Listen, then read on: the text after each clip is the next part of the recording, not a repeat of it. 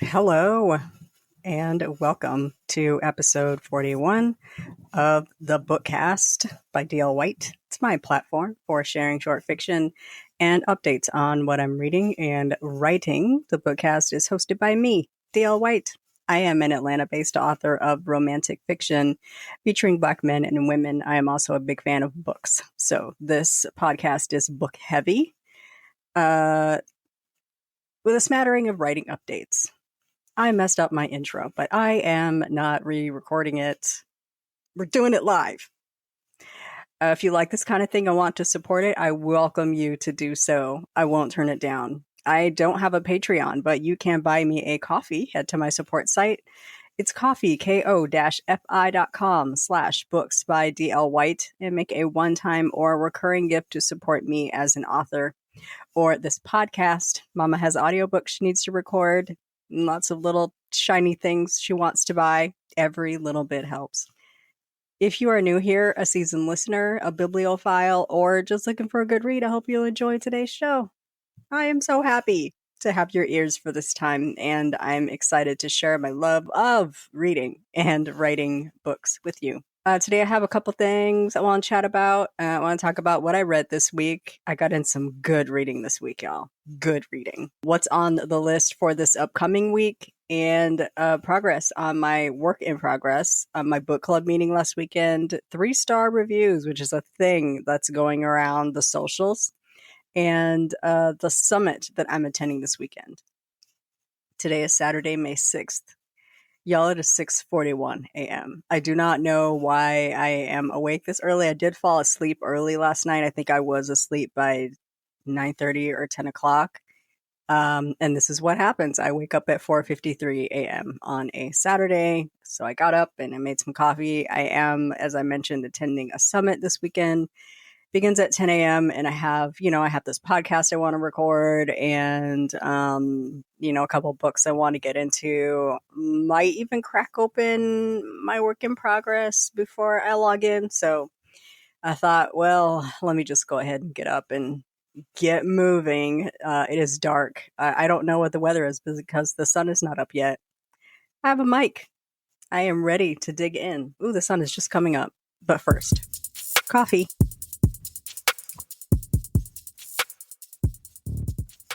I bought this beautiful red Yeti coffee mug because the way my stomach works, I just can't drink a lot at one time, and coffee was always getting cold before I even got to the second sip. This Yeti keeps it piping hot for some time. I am in love. I also bought a big yellow Yeti tumbler, and let me tell you, having ice water all night is like when I get up the next morning and I still have ice in the tumbler.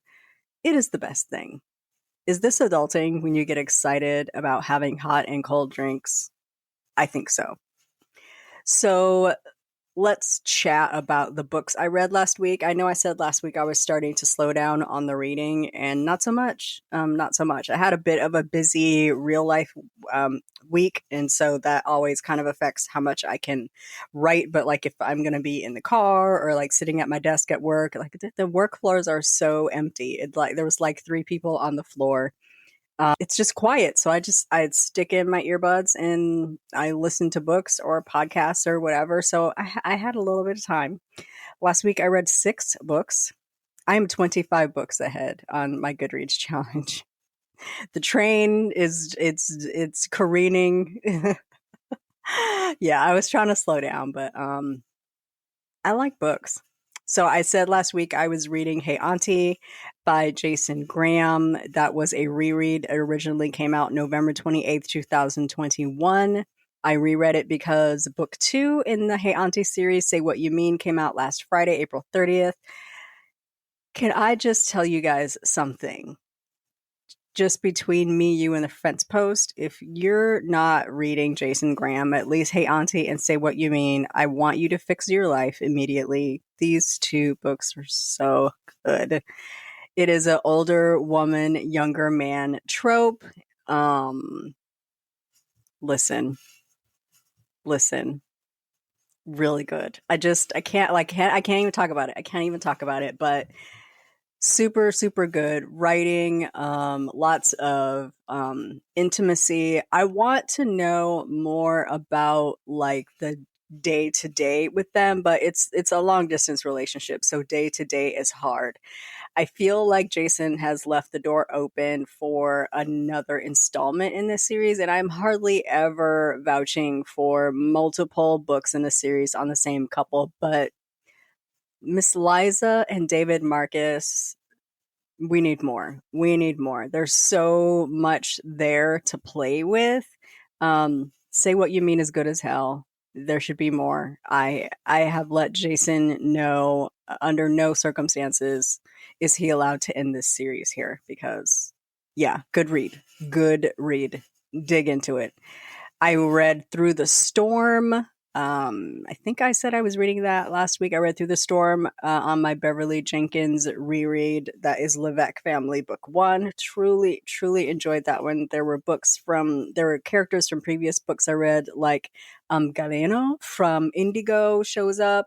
I read The Trapped Girl, which is Tracy Crosswhite Book 4, another in the Robert Dugoni series. The Trapped Girl is actually pretty good. Then I read The Taming of Jessi Rose by Beverly Jenkins. Also really enjoyed that one. And then yesterday I was just toiling around Scribd, because what they do is when you listen to a lot of audiobooks, they start to throttle your account. And if you haven't downloaded the books, you can't access them until like a certain point. So I couldn't read the next book in the Robert Dugoni series until May 6th. And there's a bunch of books I had stacked up to read.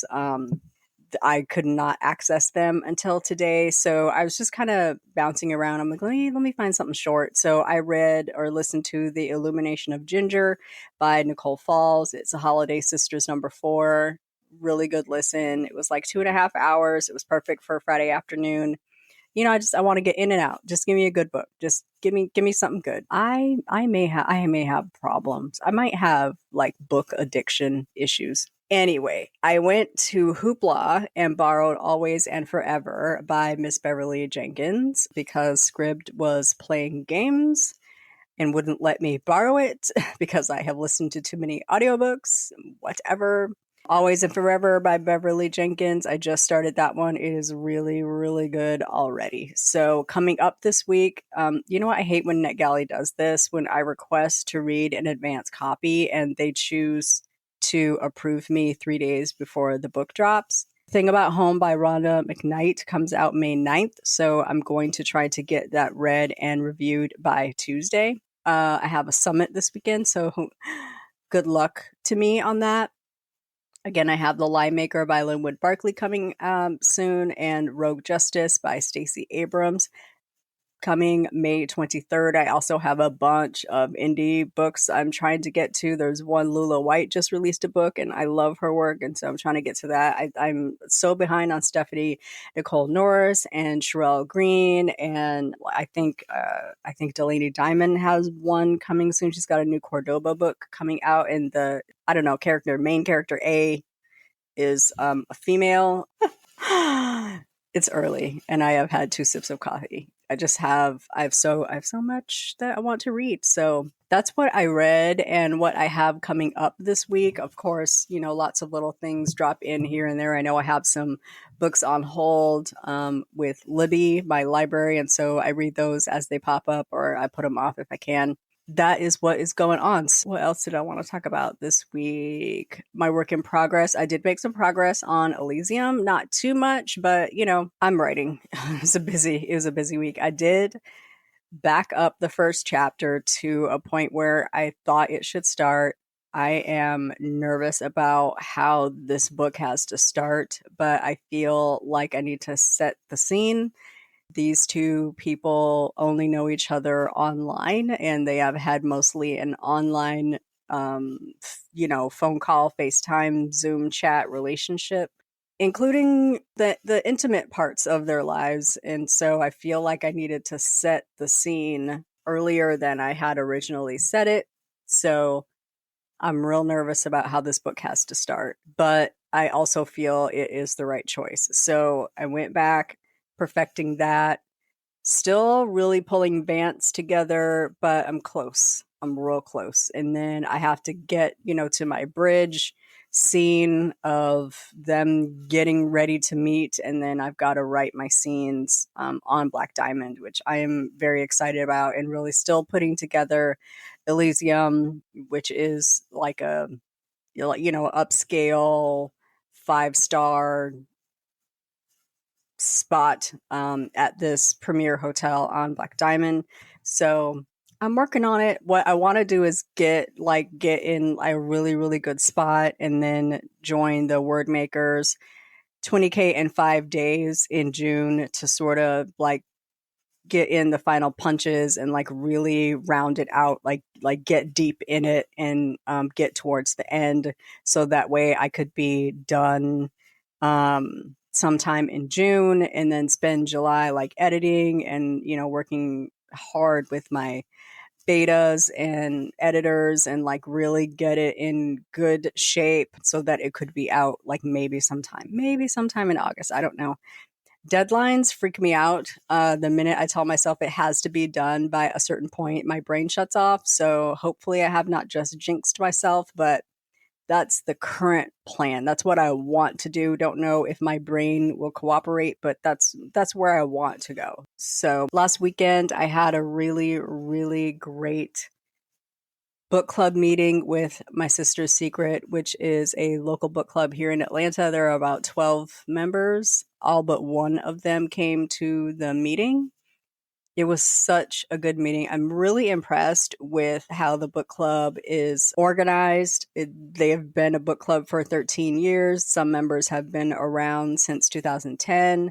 The last new members joined in 2015. So this is like a core group of women who are like sisters. Just we laughed. They were picking on each other. When we, I showed up and they were still setting up. We had a brunch themed book club. So we had chicken and waffles. We had shrimp and grits. All was so delicious. I think we had, I can't remember all that I ate, but it was so good. And then we had mimosas and drinks, chit-chatting over dinner. And then we got into the book club meeting. They have like a statement of purpose that they recite at the beginning of their meeting. Made me all teary-eyed because I believe in like the purpose of bringing women together to relate to each other around books. And then we got into it. And at the beginning of the meeting, they asked if I wanted to say something. And I said, yes. So many people, I think, are afraid to tell me how they really feel about these characters and how they really feel about this book because they don't want to hurt my feelings. This book is 8 years old. And I am at the point in my writing career where I'm like, read it or don't, like it or don't. Let me know how you feel because I think I have lost the point where I'm precious about the characters now. If you didn't like India and you didn't like Malik, let's talk about it. Tell me why. What's different? Like what would have made the difference for you? Like did you read it? Did you have a reaction to the book? Let's talk about it. So a lot of people, I know people don't like Maxine. I love that people don't like Maxine. I wrote her to not be liked, but I also hope that you read about her past and understand her motivation for how she is. And I don't think that I necessarily need people to love her at the end, but I want people to understand her at the end and to also understand the relationship between Deborah, Renee, and Maxine, why they are still friends well into their 30s. They met when they were 8 years old. They were friends because they lived down the street from each other. Deborah is soft-hearted and took Maxine into the fold because, Maxine was poor when she was growing up, and Deborah and Renee were like the nice girls that, invited her into the fold. It's totally fine if you don't like Maxine. I want to talk about you not liking Maxine. So I opened the meeting by saying, I really am encouraged by the conversations that we had over dinner. I know y'all are going to have some feelings. I want to encourage you to be real. speak from your chest, say it out. Deborah was pathetic. Renee was a doormat. Maxine was a bitch. Let's get it. Let's talk about it. And so they were like, bet, let's go. When I tell you we had it was over an hour conversation. There was yelling, there was laughing, there was role play, there was funny discussion, there was deep discussion about everybody in the book. Maxine, Deborah, Renee, Willard, Malcolm, like Joseph. Even they talked a little bit about Jessi, who was Bernard's nurse. We didn't talk too much about Bernard. Really, really great conversation. I want to encourage you, if you're a part of a book club and you have read Brunch at Ruby's or you want to read Brunch at Ruby's, I know Classy Green, I met with her book club years ago and we talked about Brunch at Ruby's. We just had a good old time. This is a great book club book. So I want to encourage you, if you want to read Ruby's, reach out to me. I am happy to attend your book club meeting. If you want to read any of my books, I am happy to attend your book club meeting. I had a really good book club meeting about Neverlist with my cousin. She had her book club read it. We had a ball. And I really think that it's because I'm not all that precious about my characters. I write them as flawed people. They are real to me. Like, you know, some people are great on the surface and trash underneath. Let's talk about it. Let's bring it out, because you might bring out something that I never intended or thought of. And I love that kind of insight. So I had the best time. The ladies gave me a beautiful gift. It's a big notebook with a quote about optimism on the front. A beautiful box that they call it a God box. You write your cares on a piece of paper and put it in the box and pray over it. And at the end of the year, you go through those pieces of paper and look at, all the changes you made and all the miracles that happened and all the things that were taken care of. So I have, a little box, and I got like a wooden tray and like I forget what they call it, but when you do your meats and cheeses, so you can label all your meats and cheeses, and then a set of wooden coasters. I just had the best time. My heart is full. Loved it. They bought books. They sold me out of books. I had to come home and order more books to keep in stock here at the house. So I had an excellent time. I just want to say a big, huge thank you to my sister's secret book club. I actually met them through I forget her last name, but she runs the Peach Reading podcast. So I met LaToya through and I think this coming week, I'm going to pop up for a Throwback Thursday. I'm going to pop up my episode with Peach Reading. They read Brunch at Ruby's, and we had brunch at this restaurant. I can't remember the name of it. It's not Canoe, but close. Raised on the River is where we had brunch. Really good meeting, but that's where I met LaToya. She's like, hey, you want to come to my book club kind of like next spring? And I was like, sure. Kind of didn't think I would ever hear from her, but she did hit me up and like, hey, we're ready to read your book. Really had a fantastic time. It was great. I'm ready to do it again. Zoom, Google Meet, in person if you're Atlanta based, somewhere in the Atlanta area or surrounding, hit me up. I'm into it.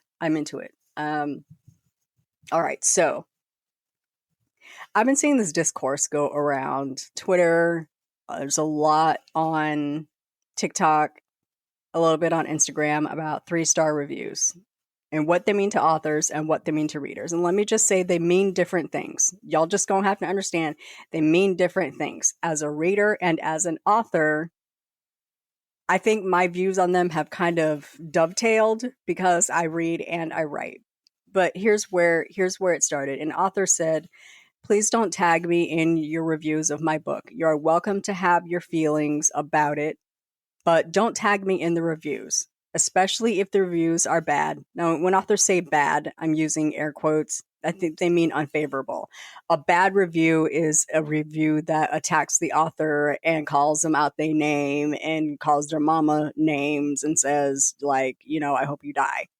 That's a bad review. An unfavorable review could be very thoughtful and well worded, but they just didn't like the book. That's not a bad review. It's unfavorable, But that's not a bad review. If they talked about the book and why they didn't like it and gave all their reasonings, that's not a bad review in my perspective.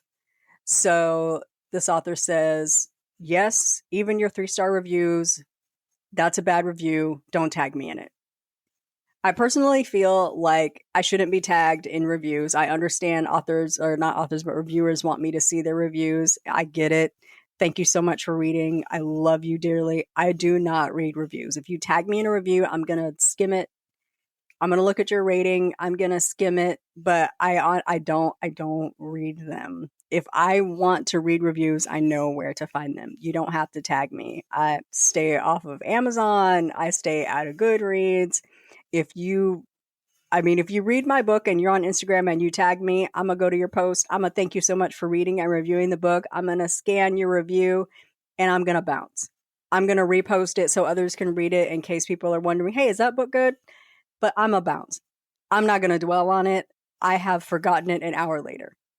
And I don't mean that to be flippant. I'm just saying I can't dwell there because then it starts to affect like how I write. And then I start writing to impress people and not to, writing to get this story out of my head. You know what I'm saying? Amazon treats a 3-star review as critical.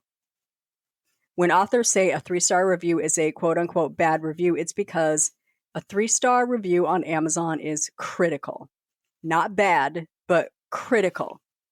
A 3-star review to a reader, I say, might be, it was a book. It was words on paper. I read it through. I finished it. I was entertained. I didn't hate it. It did what it was supposed to do. And I wouldn't say a 3-star review gave what it was supposed to give. That's a 4 or a 5. A 3-star review, it was a book. An average rating. It was a book that I read. That's fine to me. That's absolutely fine to me. Here's what my brain, my little imposter syndrome brain says. A 3-star review is a person that was too nice to give it a 2, too nice to give it 2 stars, or it was a book that they liked and they moved on with their lives. Either is fine. But my point of view is not always an author's point of view. And so if you're going to read and review books and be honest about them, cool, do that. Say it with your chest. Authors got to stay out of review spaces like Goodreads, like stay off Amazon, stop looking at your reviews, especially if you're going to have a teary fit about them, or if you're, going to be all up in reviewers' DMs condemning them for the words that they wrote about your book. It's a review. Reviews are opinions. And I am not a person that really gives a rip about somebody's opinion. The book is the book, and I'm not going to rewrite it because Sue Beth Johnson didn't like it. I'm not rewriting that book because you didn't like it. So you said what you said, and that's good. A 3-star review is not a bad review, but from an author perspective, a 3-star review isn't all that glowing. It is very blah, average, milquetoast. And I think that authors write to impress readers. A lot of authors write to impress readers. So if you read my book and you're like, 3 stars, you weren't impressed. Okay. I mean, I can write a better book next time, right? Or not. If you rate my book 3 stars or above, we are in good standing. A lot of authors don't feel that way, particularly trad pub authors, because sales and reviews drive future books. If I write a book and the average rating is 3 stars, that publisher might not be interested in renewing my contract. They might not be interested in buying more books from me. If reviews and sales for books in a series fall off, that publisher decides that they aren't interested in publishing more books in that series, and you have to move on to something else or get a new publisher, or you always have the option of self-publishing. So kind of weighing in on the 3-star review controversy. I see a lot of reviewers and authors kind of weighing in on the subject. Authors shouldn't really consider a 3 review a bad review. Like, how you gonna tell me how I should consider something, first of all? Second of all, If you want authors to stay out of review spaces, stop tagging authors in your reviews.